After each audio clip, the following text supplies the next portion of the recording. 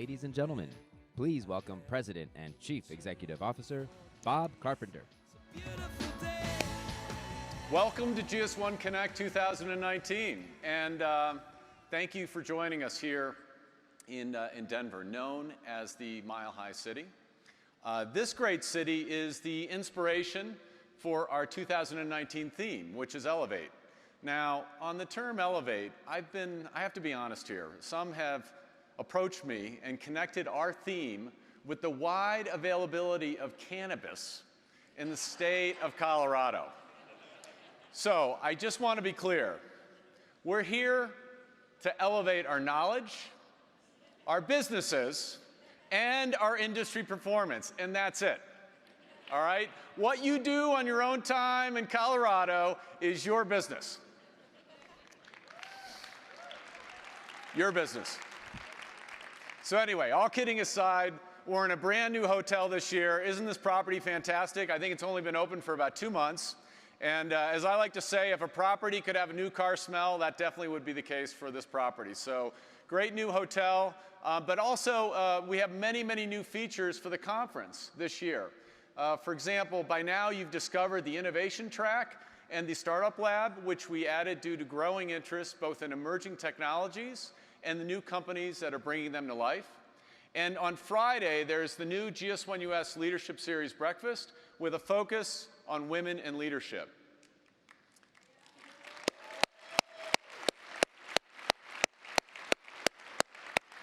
GS1 Connect has a lot to offer, and we really urge you to take full advantage of it all this week. And before I progress, I wouldn't be right to not acknowledge and special thank you to our sponsors whose support helps make all this possible. Thank you very much.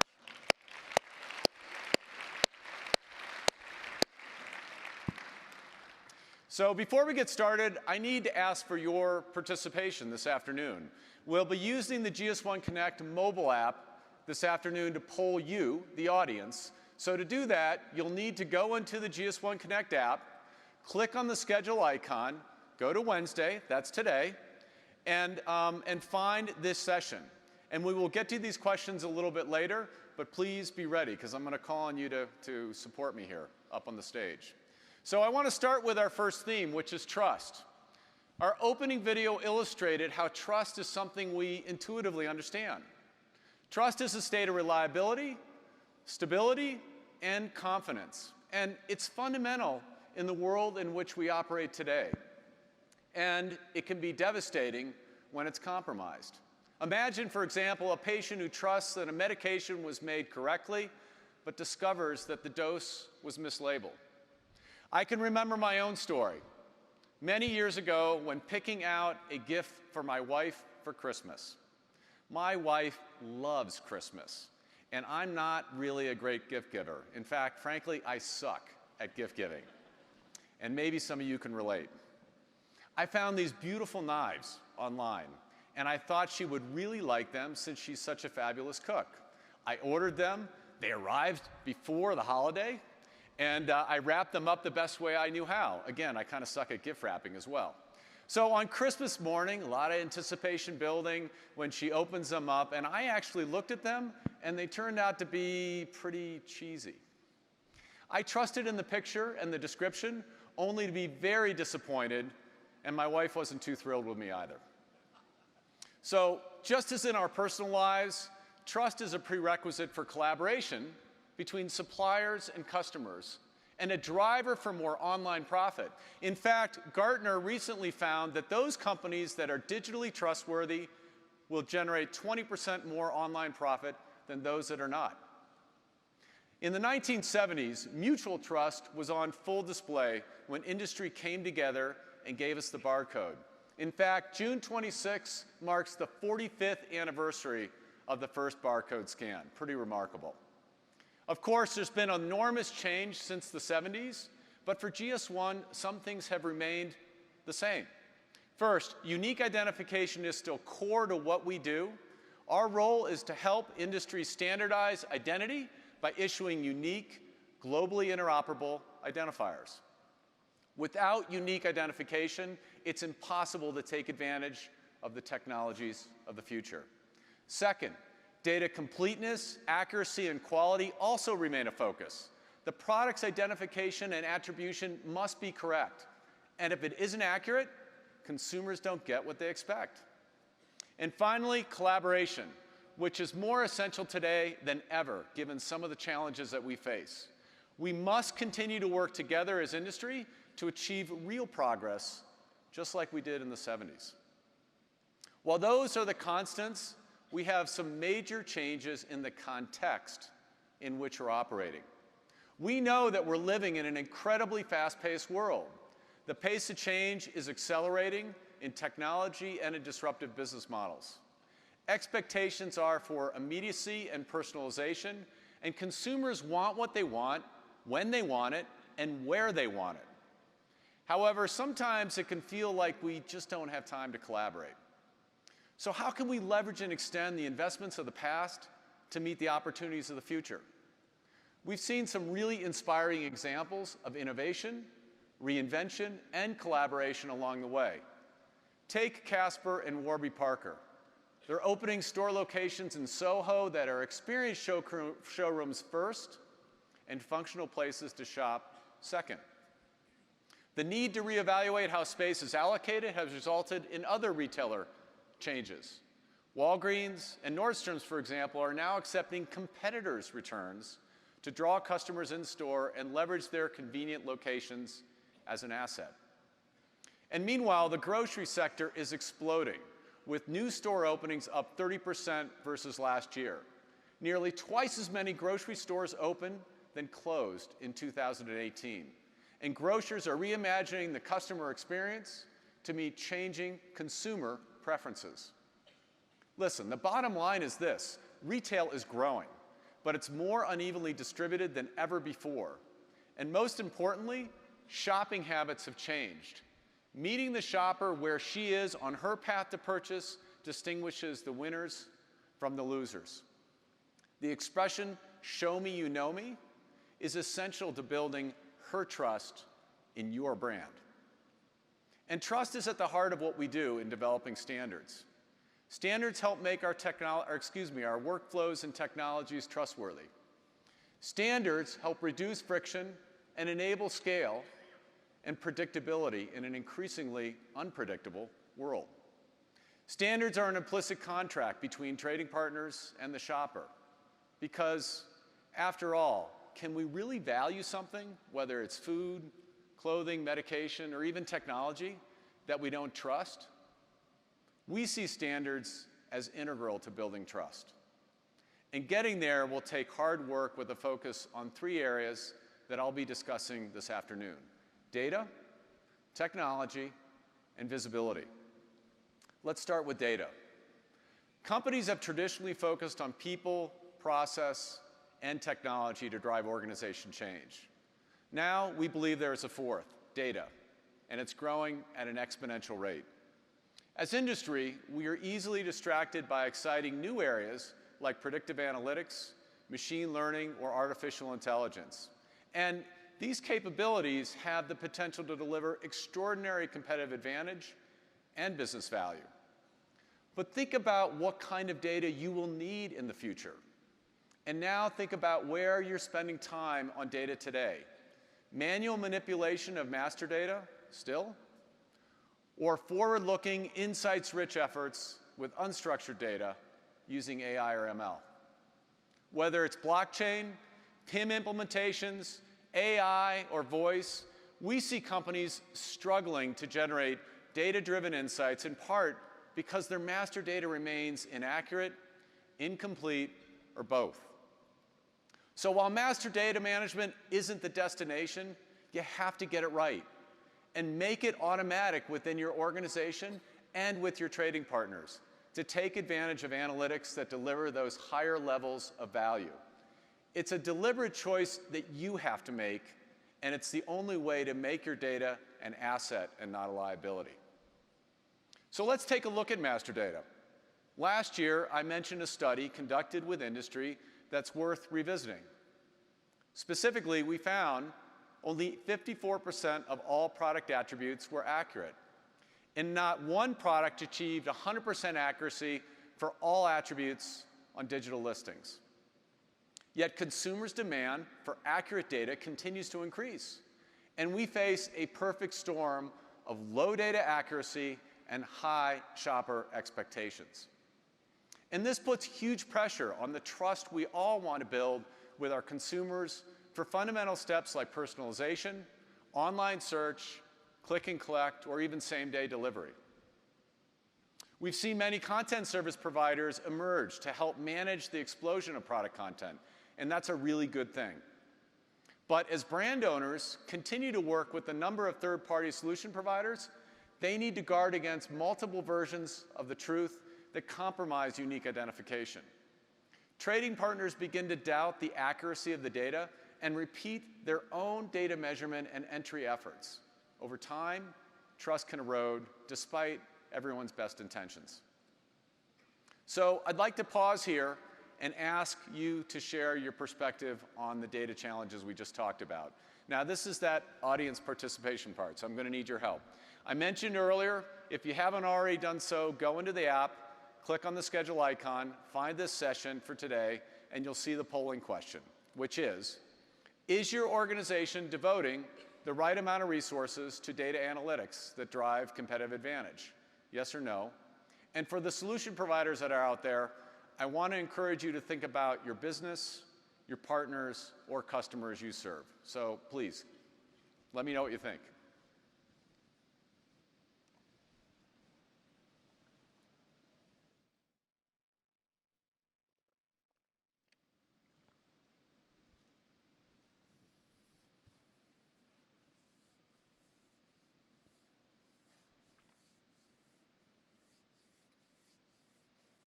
So 3/4, 1/4 that we're not really focused on the right areas for those future analytics. And I think that begs the question of how you may need to think about leveraging partnerships differently going forward. Because of some of those advanced technologies oftentimes are hard to breed and build capability in-house.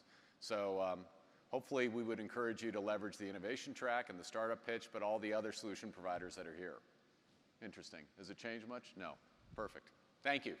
So let's move to our second topic, technology. Technology is another area we all associate with better performance, but it can also have a huge positive or negative influence on trust. Just look at today's challenges for social media platforms related to data privacy and regulatory threats.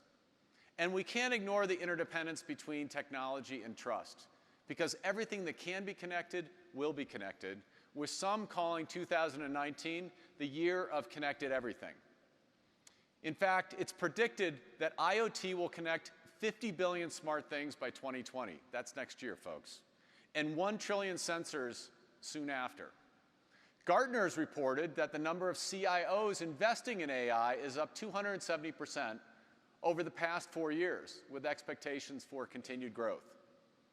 Most executives believe AI can transform business processes. I think we feel the same way, from sales reporting to medical diagnostics. And there are many examples, but Stop & Shop, owned by Ahold Delhaize, is just one. The grocer is going to be bringing the store to its customers with delivery by unmanned vehicles. And they're using RFID and computer vision technology to record which items a consumer chooses and then sends the shopper a receipt within seconds. Pretty cool. Beyond Stop & Shop, there are more examples of what's taking shape. IoT sensors capturing and transmitting lots of data wirelessly over 5G networks. Robotic process automation empowering humans to focus on higher value activities. Voice and machine learning driving more intuitive shopping behaviors. And machine learning that's also crunching and enabling personalization in unprecedented ways. These technologies can make consumers' lives easier and businesses more efficient.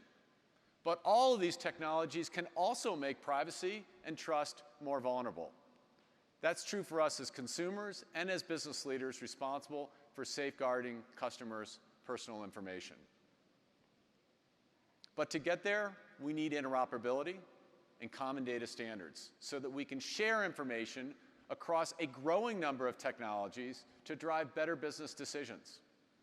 let's take a moment to ask, what do we mean by interoperability? You know, we throw around these terms. What do we mean by interoperability? On a basic level, Organization A's system must work smoothly with Organization B's system. Interoperability requires standardization regarding how we define products, locations, or companies, because what happens when System A doesn't identify things the same way as System B when it comes to finding, buying, tracing, and fulfilling product for the consumer? Here's where GS1 standards for identification are vital.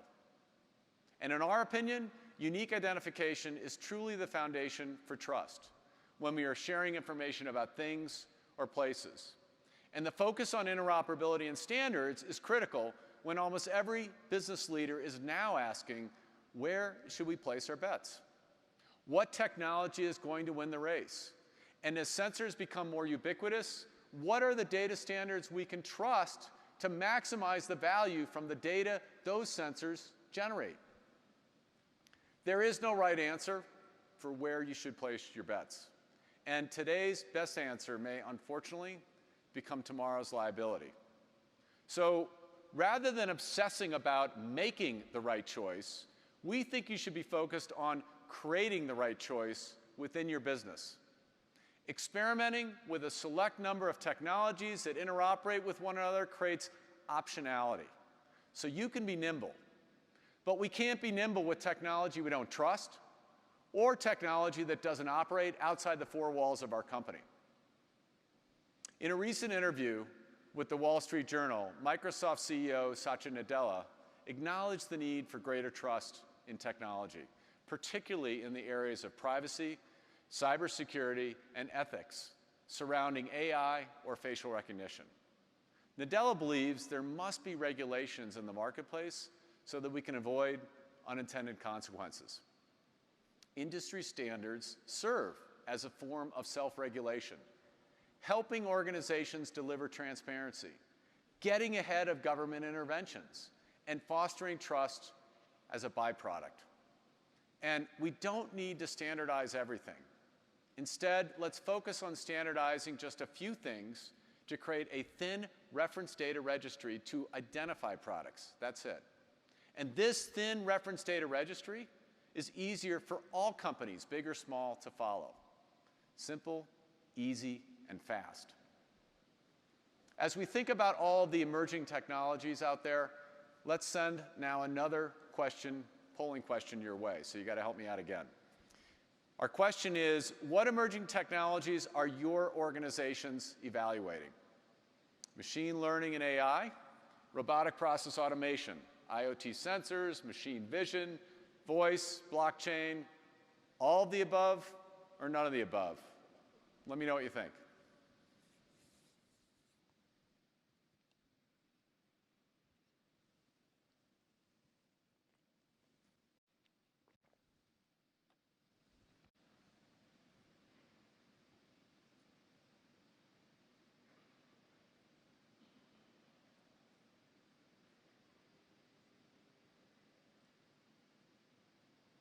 I mean, you see a pretty interesting mix here between a number of different technologies that you're looking at, which I think is smart, but it also begs the question, how are you trying to limit scope and how are you trying to leverage outside partners to try to manage these different things? And being really purposeful about which problem you're trying to solve based upon which use case and which technology.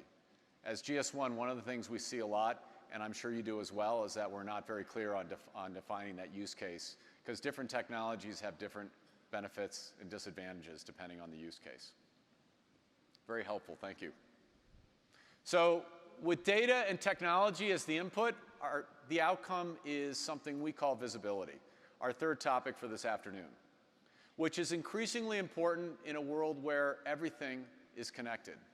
Visibility is the overarching term we use for both traceability and transparency, driven by demands for information.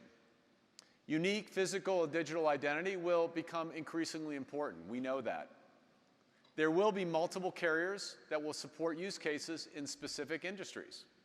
The trick is to make sure products don't end up looking like NASCAR, littered with too many logos or carriers that don't even speak to one another. So at GS1 US, we believe our role is to develop a roadmap so that industry can select a limited number of data carriers to enable more use cases beyond point of sale.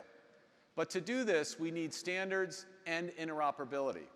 Otherwise, you're going to drive incredible duplication, confusion, and cost. Harnessing emerging technologies, tapping into standards and interoperability, using accurate data to create differentiation, these are all essential to achieving the heightened visibility that also delivers trust. So some of you may be saying, Bob, why are we talking about all this? Okay. But simply put, because the consumer now demands it. Following the last recession, we've seen the rise of the conscious consumer. These consumers have a no-nonsense relationship with the brands. They have a sophisticated understanding of their value, and they take a much more active role through social media. They know their own power, and they know they are in charge. If you can't provide trustworthy information, a growing number of those consumers simply won't buy. True visibility gives consumers the information they want about the full product life cycle. It enables a level of traceability increasingly required by regulators to guarantee product safety. And true visibility helps you manage risk while driving your businesses closer to your revenue goals and your efficiency targets. Okay, I need to hear from you one more time. I think this is the last time, so get ready. Which one of the following are the biggest barriers to visibility in your industry supply chain? Legacy IT systems, outdated processes, cultural resistance to change, lack of resources, lack of standards education, lack of trust to collaborate. Let me know what you think.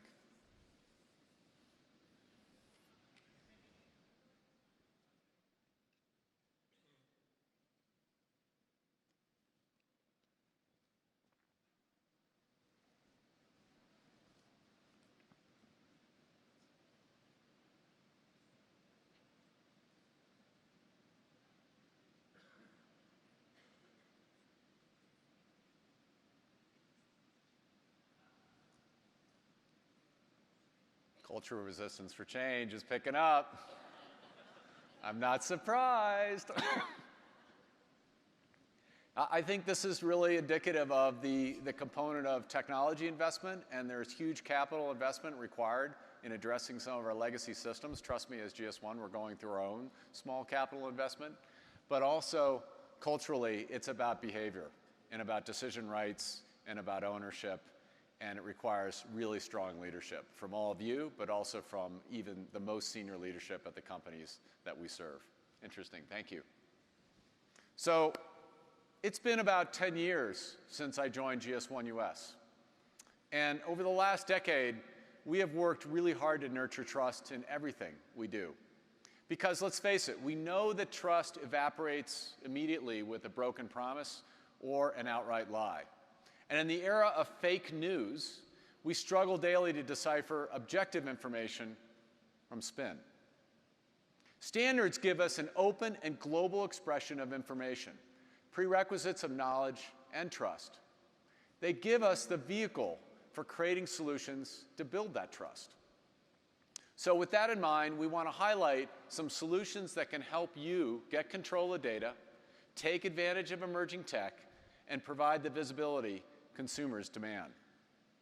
First, let me talk about the importance of partnerships, particularly in this dynamic environment. There's a saying I've always liked, which says, no one of us is as smart as all of us together. And together, we can do some pretty remarkable things. That's the power of community at work, and that's the power of this week. When it comes to partnerships, the challenge becomes how to best seek out and build partnerships in effective ways to deliver on your organization's goals with speed. And this year at GS1 Connect, we're relaunching our solution partner program so we can help you drive your businesses better, faster. Many of our solution providers are here this week. Seek them out, ask questions, take advantage of their expertise. They're here to help. GS1 US is also your partner. And now more about those 3 new solutions we're very proud to announce this week. First, one of our most exciting developments is Verified by GS1. Some headlines. Verified by GS1 ensures every product has a global trade item number that can be verified globally, delivering unique identification. Brand owners must register 7 attributes to participate. And Verified by GS1 is vital to ensure those brand owners have a method to register and sustain accurate identity of their products, especially in online commerce. Retailers and marketplaces will use the Verified by GS1 registry to check the identity of their items sold in-store and online. Simple, fast, easy. There's a Verified by GS1 super session tomorrow. Please, I urge you to check it out. Second, many of you have attended sessions earlier on Beyond the U.P.C, an effort led by GS1 US and industry to provide a data carrier that meets the needs of the digital era today. Think of it, a single barcode symbology that contains product information from ingredients to freshness to reviews that goes well beyond the original price lookup function of the current one-dimensional UPC. And finally, I'd like to make sure you're aware of GS1 Digital Link, a new standard you'll be hearing more about this week and you heard about this morning. It's a great example of successful collaboration across industry that makes it possible to web-enable barcodes and provide consumers with a direct link to brand-authorized product information and content. We're really excited about these solutions and to share them with you this week. So recently, I read another Wall Street Journal article about a guy named Charlie Munger, the 95-year-old Berkshire Hathaway partner to Warren Buffett. Remarkable, incredibly successful guy. And he shared his view of why businesses fail. It's not because they're not any good, it's because they don't change. And he believes that when you do something the same way for so long, it becomes habit forming, and you basically can't get out of your own way. He should know, he has 95 years of experience. GS1 Connect, we see as an ideal forum to practice learning, unlearning, and relearning with the help of each other, together. It's also an ideal time to reinforce our commitment to unique identification and the value it can unleash for our industries and our businesses. But as Charlie was saying, let's not get in our own way. Success requires us to be both realistic about what we must accomplish right now and optimistic and bold to believe in a better model for the future. If you take nothing else away from today, I hope it will be this. None of us can take these challenges lightly. We all have to act. And we can do more together than any of us can do on our own. But we first have to trust each other. And then we can build trust in the data and technology and extend that trust with visibility to all the stakeholders we serve. Yes, it's incredibly hard work, we get it. But it's more important than ever, and we got to stick with it.